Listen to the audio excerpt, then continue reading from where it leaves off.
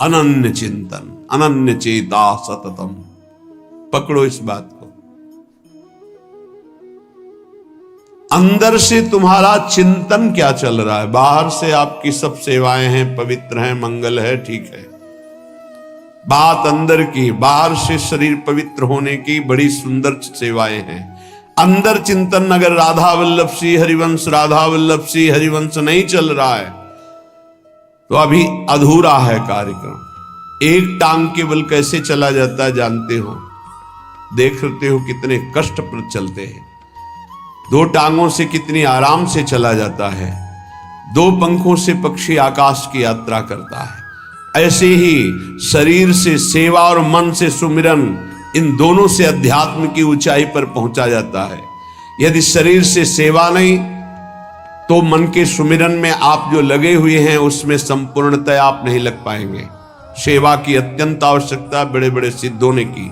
अगर शरीर सेवा में लगा, मन सुमिरन नहीं, तो सेवा में आप टिक नहीं पाएंगे, आपकी वासनाएं गिरा देंगी आपको। दोनों अत्यंत आवश्यक है, शरीर से सेवा और मन से सुमिरन। चाहे गृहस्थ हो चाहे विरक्त हो, अपनी अपनी पद्धति, निवृत्ति मार्ग परक सेवा, प्रवृत्ति मार्ग परक सेवा। जो शरीर से सेवा और मन से सुमिरन करते हुए एक ही मांग करता है कि मेरे सेवा और सुमिरन में कभी बाधा न पड़े, ना ही लोक ना परलोक ना अणिमादि सिद्धियां ना मान सम्मान, मुझे कुछ नहीं चाहिए, वही भगवत प्रेम को प्राप्त करता है। भगवत प्रेमी में भगवत चिंतन के सिवा, भगवत प्रेम के सिवा कोई मांग नहीं रहती। भारी विपत्ति, भारी अपमान, भारी दुख एक साथ टूट पड़े, फिर भी हमारा चित्त केवल प्रियालाल में, अन्य कोई भरोसा, अन्य आश्रय, कोई हाहाकार नहीं। जोई जोई प्यारो करे सोई मोहि भावे, यही प्रेम का लक्षण। सर्वथा ध्वंस रहिता सत्यपि ध्वंस कारणम। यद्यपि सत्य है भारी विपत्ति, दुख और नाना प्रकार का उसके ऊपर प्रहार किया जा रहा है, पर वो उस समय भी सर्वथा ध्वंस रहता। एक भी वृत्ति प्रभु से नहीं हट रही, प्रभु में भगवदाकार। इसी का नाम प्रेम है। बाबा, नाम की बड़ी महिमा होती तो क्या नाम से प्रेम, ज्ञान सब कुछ ठीक हो जाएगा? ऐसा अनुभव हो जाएगा और कुछ करने की जरूरत नहीं है। हाँ हाँ हाँ, नाम से सब कुछ हो जाएगा। भगवान से भी बढ़कर भगवान के नाम की महिमा है, परंतु नाम जपने में आसक्ति होना कोई खिलवाड़ थोड़ी है। नाम जपने में आसक्ति होना ये बड़ी कठिन बात है, सबसे कठिन बात है। वो धन्य है जो नाम जप में लगे हुए हैं। इसलिए हर साधक से प्रार्थना करते, कहीं भी किसी भी सेवा में आप हैं, हमारी प्रार्थना, हमारी आज्ञा, जो आप चाहें वो मान लें। शरीर से सेवा कीजिए, हृदय से एक सेकंड भी राधा वल्लभ सिंह हरिवंश नाम नहीं हटना चाहिए। आप यहां पेट भरने के लिए नहीं आए हैं, आप यहां श्री जी की प्राप्ति के लिए आए हैं। तो शरीर निर्वाह के लिए शरीर के द्वारा सेवा, और साधना उपासना अपने लक्ष्य की प्राप्ति के लिए अंदर से राधा वल्लभ लाल को हृदय ध्यान मुख नाम। बस निरंतरता इस बात में कान में डाल लो, चाहे कोई भी हो। अगर नाम जप नहीं चल रहा तो अधूरे हो, लंगड़े हो, आप यात्रा पूरी करने में गिर पड़ोगे, आप समर्थ नहीं हो पाओगे। अगर नाम जप चल रहा है और सेवा चल रही तो जय जय, दोनों टांगे मजबूत हैं, आप दौड़ के परमार्थ की मंजिल को पूरा कर लोगे। हां, नाम में आसक्ति होना बहुत कठिन है। ये आसक्ति कैसे होती बाबा? जबरदस्ती नाम जपने से। पकड़ लो, राधा राधा राधा राधा, मन कह रहा है नहीं नहीं नहीं, राधा राधा राधा राधा, राधा वल्लभ सिंह हरिवंश, राधा वल्लभ सिंह हरिवंश। प्रारंभ में जो गुरुदेव ने मंत्र दिया था नैष्ठिक ब्रह्मचर्य में, आगे का गायत्री मंत्र के अलावा ज्यादा देर मंत्र में मन नहीं लगता है। ये सबका है अनुभव, देख लो। ज्यादा देर मंत्र में मंत्राकार वृत्ति तो बहुत अभ्यास की सिद्धि पर होती। तो गुरुदेव भगवान पधार गए थे 2 वर्ष बाद ही, जो ही हमको दीक्षा मिली। 2 वर्ष बाद वयोवृद्ध बड़े भजनानंदी महापुरुष अंतर ध्यान। तो हमने कभी माना ही नहीं कि हमारे गुरुदेव पधार गए।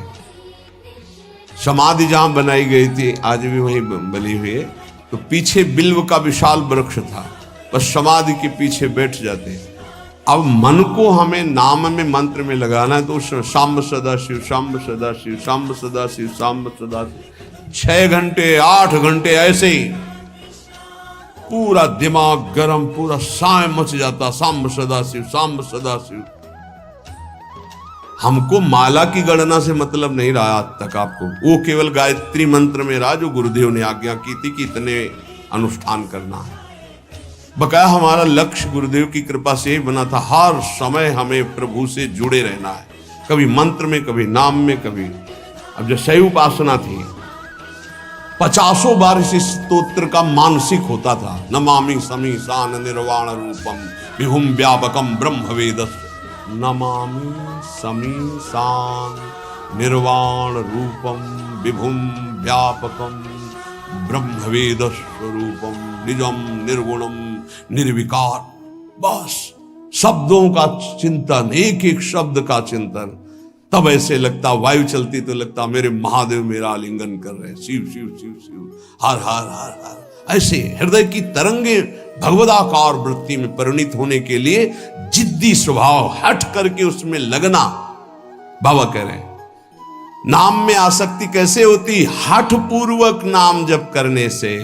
माला में मन नहीं है तो धर दो माला, शुरू कर दो, राधा राधा राधा राधा राधा राधा राधा राधा राधा राधा। भन जैसे वो भृंगी नाम का कीड़ा दूसरे कीड़े को भ्रंग ऐसे करके भृंगी बना देता है, हम अपने मन को कृष्णाकार करते हैं, भगवदाकार करते हैं।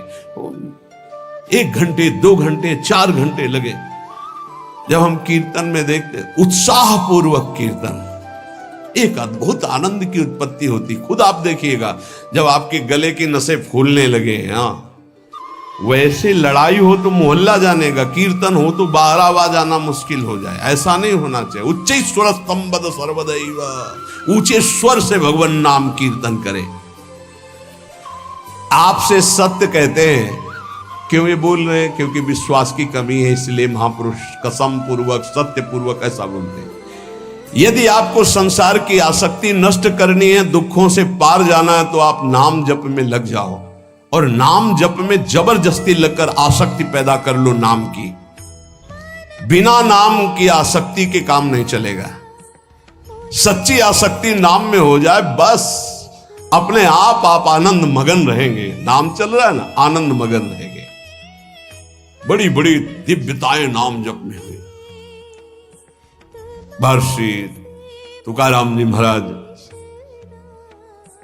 एकांत मंदिर में बैठे हुए, विठ्ठल विठ्ठल विठ्ठलाम, केशव विठ्ठल विठ्ठल विठ्ठलाम, माधव विठ्ठल विठ्ठल। वीर शिवाजी दर्शन करने आए।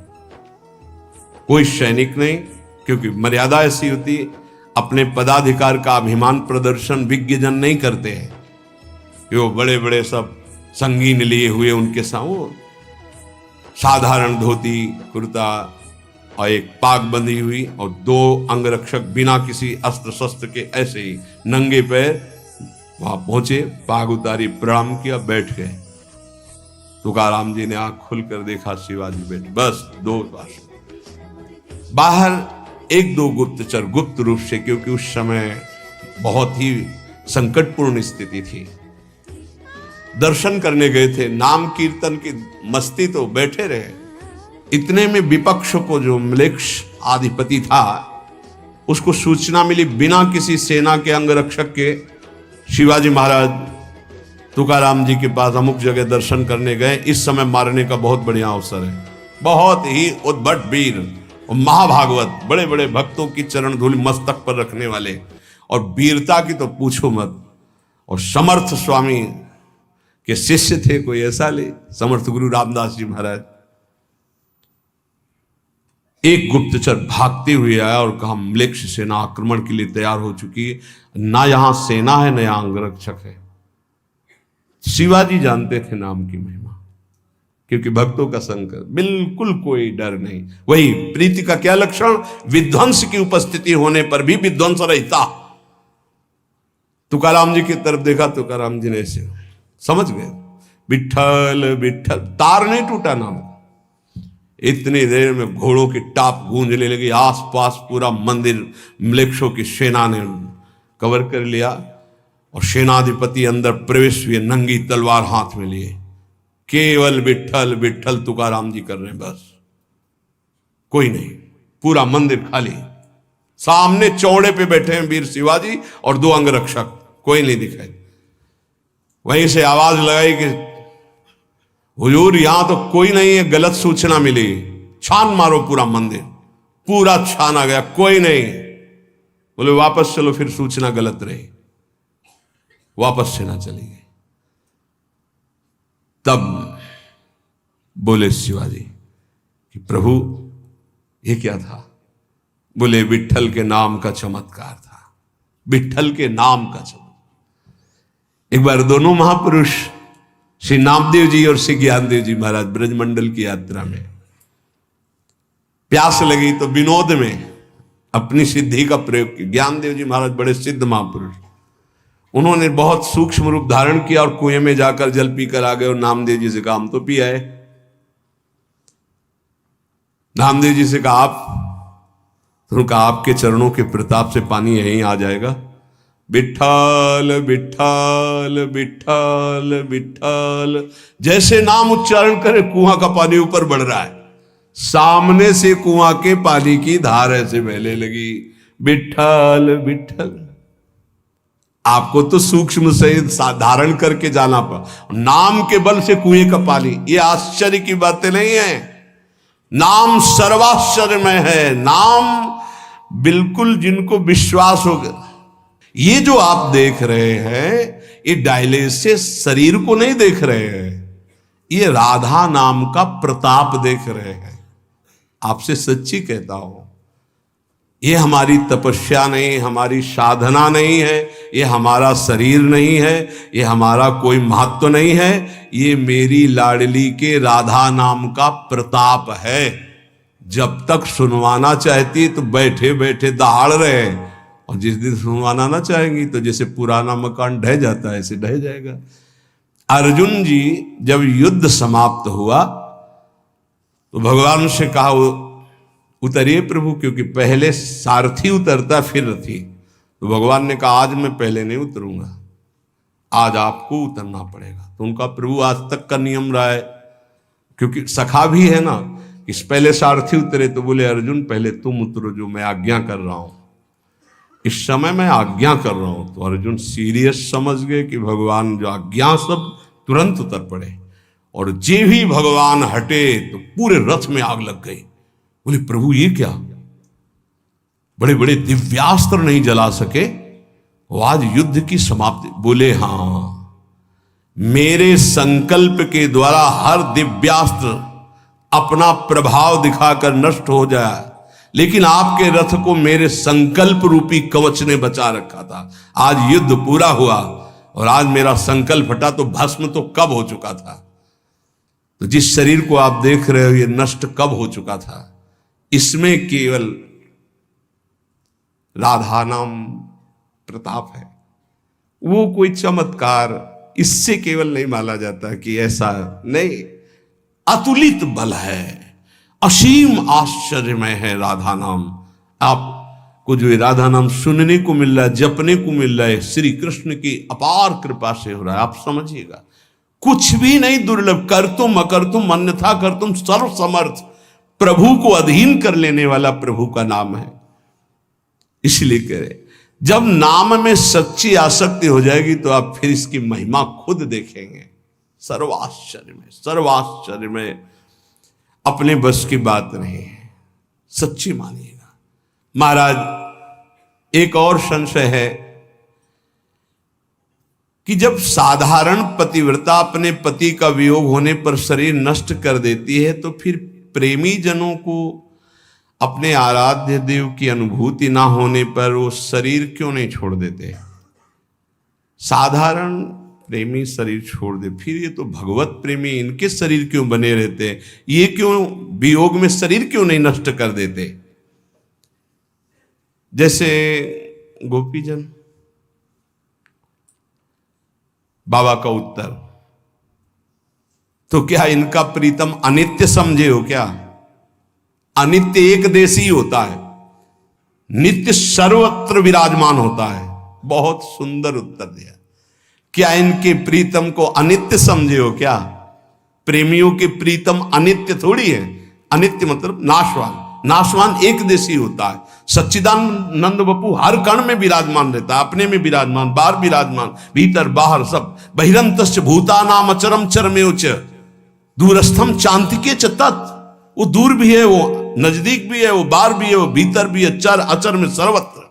बहिरंतश्च भूतानाम अचरम चरमेव च सूक्ष्मा तद्विज्ञेयम दूरस्थम चांतिके च तत्। वो सूक्ष्म है, वो बड़ा महान, अणुअणियान महतो महियान, दूर से दूर, नजदीक से नजदीक, बाहर से बाहर, भीतर से भीतर, जहां तुम अनुभव करना चाहो तुम्हारा प्रीतम तुम्हारे साथ है। उनके वियोग में शरीर त्यागते हैं वो जो प्रेम में कमजोर होते हैं। गोपिका समर्थ प्रेमी है, वो अपने इष्ट के इशारे को समझती है, इसीलिए वो शरीर रखकर उनके प्रेम में विकल रहती है। फिर आप समझो, एक श्री कृष्ण मथुरा में बैठे थे, एक हर गोपी के पास श्री कृष्ण थे। उद्धव जी ने अनुभव किया, हर गोपी के पास श्री कृष्ण, बाहर से भी योग दिखाई दे रहा है, लेकिन हर गोपी को श्री कृष्ण के सानिध्य का अनुभव हो रहा है। कैसे उनका शरीर छूटे? कोई उनके प्रीतम अनित्य है क्या? और प्रेमी वही होता है जो अपने प्यारे की इच्छा का अनुगमन करे, प्यारे जो चाहते हैं। प्रीतम की प्रसन्नता ही प्रेमी का जीवन होता है। प्रीतम की प्रसन्नता है शरीर रखकर मेरे प्रेम में आह्लादित रहो, डूबी रहो, विरह में डूबो। तो गोपी जन प्रसन्नता पूर्वक दुस्सा विरहानल का आदर करते हुए स्वीकार किए हुए हैं। ऐसे महान प्रेमी जन प्रभु की इच्छा का अनुगमन करते हैं। बहुत शूरवीरता चाहिए इस मार्ग में, कायरों का ये मार्ग नहीं। जरा सा विपत्ति आई भाग पड़े, जरा सा विपत्ति आई अश्रद्धा हो गई भगवान पे, भगत नहीं। ये धद्दे हैं, स्वार्थी हैं, वाणिज्य है, ये प्रेम नहीं है।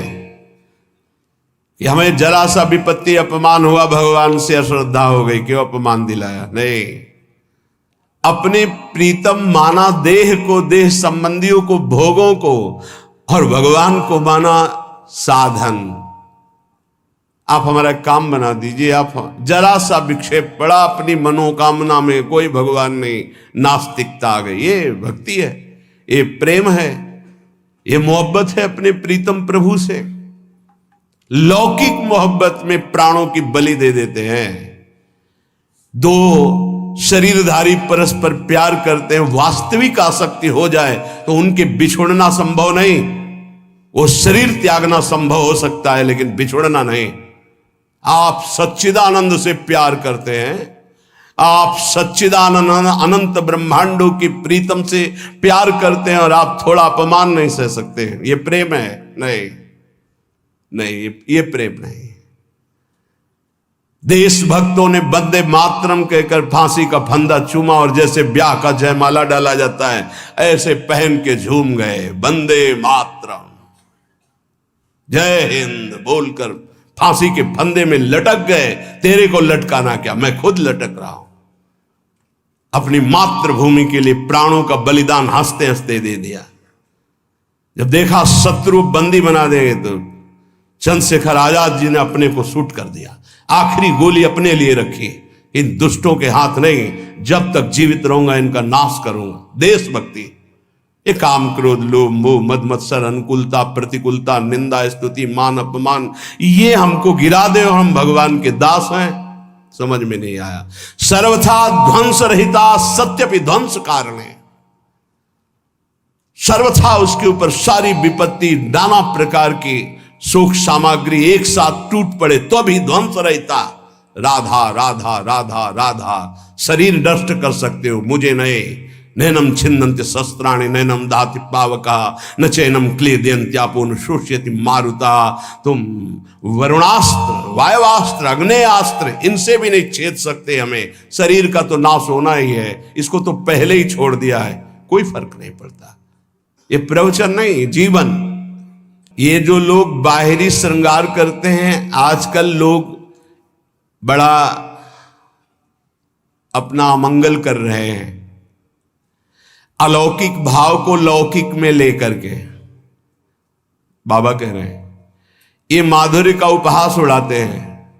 क्या उपहास उड़ाते हैं?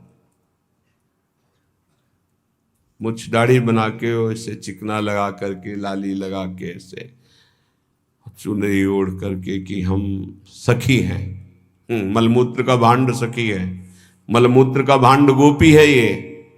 अरे आत्मस्वरूप से भावना होती गोपी और सहचरी भाव की। ये लिपस्टिक और पाउडर से नहीं होती है। फालतू में अपने मन को विषयाकार बनाने के लिए इन रजोगुणी वस्तुओं का सेवन करके भ्रष्ट होने का निमंत्रण दिया जाता है। बहुत अच्छे से समझो, हर वाणी में प्रायः इसका निषेध किया गया है। सेवा धर्म का पूर्ण वर्णन करने वाली हमारी सेवा, आगे का शब्द भूल रहे हैं, सेवा विचारम, सेवा विचारम नामक ग्रंथ में इसका बहुत निषेध किया गया है। इसका उपहास न किया जाए। ये बाहरी परिवेश सहचरी नहीं हो सकता, ये स्वरूप होता है बाबा के। आजकल बहुत लोग उपहास इस माधुर्य रस का करते हैं। वो बाहरी शरीर श्रृंगार को बहुत दूरी बना कर रखना चाहिए, बहुत दूरी। बाबा के आजकल बहुत लोग इस माधुर्य श्रृंगार का बड़ा उपहास करते हैं। बाहरी शरीर को लौकिक श्रृंगार से सजाते और समझते हैं कि मैं गोपी, मैं सहचरी, ये माधुर्य समझते। परंतु ये विषय भोगों की प्रियता बढ़ाता है, ना कि निर्विकार स्थिति, ना कि महान वैराग्य से दृढ़ युक्त। बहुत सावधान, ऐसे लोगों से दूर रहे, ऐसी क्रियाओं से दूर रहे, ऐसे कभी ना करें। शरीर में ये जो सांसारिक सुगंधित लेप हैं, इनके लगाने से रजोगुण बढ़ता है। रजोगुण से रागात्मक काम उत्पन्न होता है, काम भ्रष्ट करता है, न कि भगवत स्वरूप प्रदान करता है। ये सहचरी बपू, गोपी बपू या सखा बपू, ये कोई ब्रह्मा के द्वारा रचे हुए बपू नहीं है। ये सच्चिदानंद भगवान प्रदत्त, भगवत प्रदत्त बपू हैं। जो भगवान का बपू वही सहचरी का बपू है, जो भगवान का बपू वही सखा का बपू है, जो भगवान का बपू वही गोपी का बपू है। समझो, बपू माने ये अंग। ये बहुत बड़े आगे की चीज है माधुर्य और श्रृंगार। परंतु आजकल कोई वास्तविकता तो समझ नहीं रहा कि जब जीव का जीवत्व मिट जाता है तब भाव देह की प्राप्ति होती है, जिसमें न स्त्री है, न पुरुष है, न पंचभूत है, न ब्रह्मा के द्वारा रचा हुआ कुछ है। ये जड़ बुद्धि रखने वाले, शरीर को प्रीतम मानने वाले सच्चिदानंद को प्रीतम कैसे मान सकते हैं? इसलिए प्रार्थना है कभी ऐसा संग न करें भूल से। एक सखी कहत गात, सेवक जी महाराज ने भी कहा है, जो नाना प्रकार की वासनाओं में ऐसे खेल खेलते, बहुत दूरी, बहुत दूरी।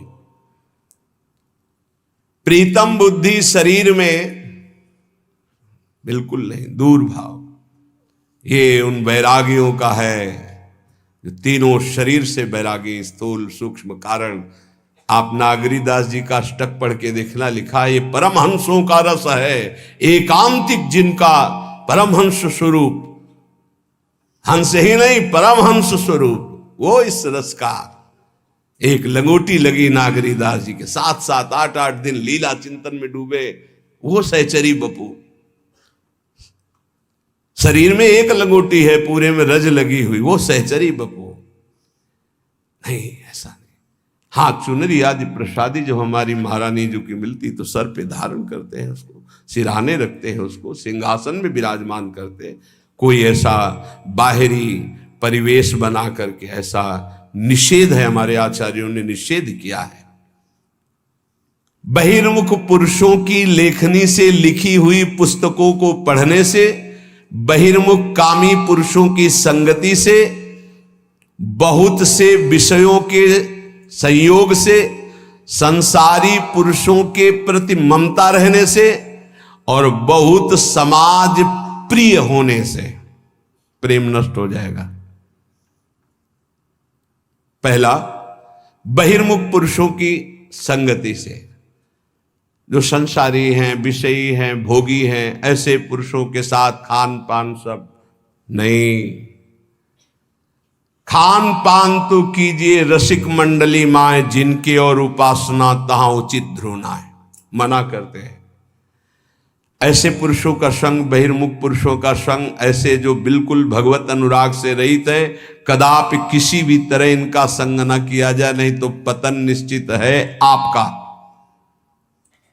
दूसरा, बहिर्मुख पुरुषों की बनाई हुई पुस्तकों को पढ़ने से, एक महत जन आए थे, बोले ये कुछ अनुभव है, पढ़ लीजिएगा ग्रंथ में। तो उनसे प्रार्थना की कि आपके आदर के लिए ले सकते हैं और रख सकते हैं, लेकिन स्वाध्याय नहीं कर सकते। स्पष्ट क्यों? अब हमें जरूरत नहीं स्वाध्याय की, हमारे गुरुदेव ने जो दे दिया है उसी से हमारे को समय नहीं है, तो हम और कुछ जानना नहीं चाहिए। जैसे कि हमको बिहारी जो जाना, हमें पता है हमारा रास्ता ये है। अब हम छठी करा से आगरा का रास्ता, दिल्ली का रास्ता, इधर का रास्ता, उधर का रास्ता, इनके किलोमीटर गिन के समय बर्बाद करने का हमारे पास समय नहीं है। बोले आप किसी को दे देना, हम कहा आपकी बहुत इच्छा है, रख दीजिए। स्पष्ट कि आप पढ़िएगा, हमारी अनुभूतियां, हमें आपकी अनुभूतियां नहीं, हमें अपने गुरुदेव की अनुभूतियों के अनुसार चलना है, अपने गुरुदेव प्रदत्त मंत्र और आराधना में तन्मय होना है। हमारे पास समय नहीं है आपकी लेखनी पढ़ने का। स्पष्ट ये हम इसलिए आपको कह रहे हैं कि आपको ये जीवन में उतारना है, कुछ भी मिला पढ़ने नहीं। बहिर्मुख पुरुषों के द्वारा बनाई हुई पुस्तकों को पढ़ने से प्रेम क्षीण हो जाता है। स्थिति प्रज्ञ महापुरुषों के वचन पढ़ने हैं, वो भी इष्ट मिले और मन मिले, मिले भजन रस रीति, तहा निसंकोहे मिलिए तासों कीजे प्रीति। तीसरा, बहुत साधन शास्त्रों का अभ्यास करने वालों से व्यवहार नहीं रखना चाहिए। बहुत अंतराय पड़ता है, बहुत अंतराय। अपने इष्ट के विरुद्ध बात होगी तो आपको असहनीय हो जाएगी, हृदय की स्थिति में क्षोभ पहुंचेगा, और अगर उनके अनुकूल चल दिए तो आराधना छूट जाएगी। इसलिए बहुत मिले वो संग नहीं, संग वही जो इष्टाकार वृत्ति करवा दे। कामी पुरुषों का संग, रागी पुरुषों का संग, ममता युक्त पुरुषों का संग का त्याग कर दे, नहीं तो प्रेम में बाधा खड़ी हो जाएगी। और बहुत समाज प्रिय बनने की चेष्टा, या वहां दौड़ भागे सब, इससे प्रेम क्षीण हो जाएगा, जो पूज्य बाबा कह रहे हैं। ये ध्यान रख ले जीवन में कि जिस मार्ग में हम चले उसमें बहुत बड़ी बाधा है। बहिर्मुख पुरुषों की संगति, बहिर्मुख पुरुषों के द्वारा रची हुई बनाई हुई पुस्तकों के पढ़ने से, बहुत से साधनाभ्यासी शास्त्राभ्यासी इनका संग करने से, और कामी पुरुषों के संग से, और समाज प्रिय बनने की लालसा से साधन मार्ग छूट जाएगा, भजन मार्ग छूट जाएगा, प्रेम में कमी आ जाएगी। तो प्रेमी को कब तक भजन करना चाहिए? जब तक पांच भौतिक शरीर छूट न जाए तब तक। चाहे वो स्मृति में तन्मय होकर छूट रहा है, देह भाव विस्मृत, या वास्तविक मृत्यु आ गई है, तब तक। सोने से लेकर मरने तक, अब सो गए, मूर्छित हो गए, मर गए, उसकी बात अलग है, लेकिन इसके अलावा जितनी चेतना है उसमें नाम नहीं छूट सकता, भजन नहीं छूट सकता। कारण कि विषयाशक्ति भजनानंदी में रहती नहीं। उसका भजन स्वाभाविक जैसे मशीन कर रही हो ऐसे हृदय में होता है। गाढ़ अनुराग से ध्येय का कभी विस्मरण होता नहीं। विषयों में अनुराग होता नहीं। कागज के घोड़े पर कौन सवारी करके यात्रा करना चाहेगा? जो बालक होगा, अज्ञानी होगा। ऐसे ही ब्रह्मा के रचे हुए सब कागज के घोड़े हैं, मायाकृत। प्रेमी जन इनका आदर नहीं करते, इसलिए उनका निरंतर भगवदाकार ध्यान सच्चिदानंद में रहता है। पर यह ध्यान रहे कि जब तक शरीर का ध्यान है और जब तक शरीर जिंदा है तब तक भजन न छूटने पावे, नहीं तो माया का प्रवेश हो जाएगा। अंतिम श्वास तक निरंतर भजन तो प्रेमी अपने प्रेमास्पद प्रभु को प्राप्त कर लेता है। नियम ये कि जीते जी चाहे सिद्ध ही हो जाए तो उनका स्वाभाविक भजन होता है। और साधक का तो यही प्राण है भजन। अपने जीवन को भगवत चरणारविंद में अर्पित करके निरंतर नाम जप का ऐसा अभ्यास करो, कोई वस्तु व्यक्ति स्थान तुम्हारे नाम जप को छुटा ना पावे। भारी से भारी संपत्ति या विपत्ति भजन को रोक ना पावे, यही साधना है। आप लोग बड़े भाग्यशाली हैं जो पूर्ण संसार का त्याग करके श्री धाम वृंदावन का आश्रय लेकर प्रिया प्रीतम की प्राप्ति के लिए। इसलिए दो प्रार्थनाएं, सेवा शरीर से निरंतर जो भी हो रही है वो प्रभु को अर्पित करते हुए और अंदर से निरंतर भजन करते हुए। हमारा सोना निरंतर, हमारा शयन भी सेवा है, क्योंकि हम 4 घंटे 5 घंटे शयन करते हैं, इंद्रियां फिर स्वस्थ होती है, फिर सेवा में लगते हैं। हमारा शौच स्नान जाना भी सेवा के अंतर्गत ही है, क्योंकि शौच स्नान करके तिलक धारण करके हम फिर सेवा में उपस्थित होते, वो भी एक सेवा का अंग है। हम निरंतर सेवा और सुमिरन में रहे, हमको और कोई सिद्धि नहीं चाहिए। इसी से सब लाभ प्राप्त हो जाएगा, सब अध्यात्म की भूमिकाएं जागृत हो जाएंगी। शेष चर्चा आगे श्री आधा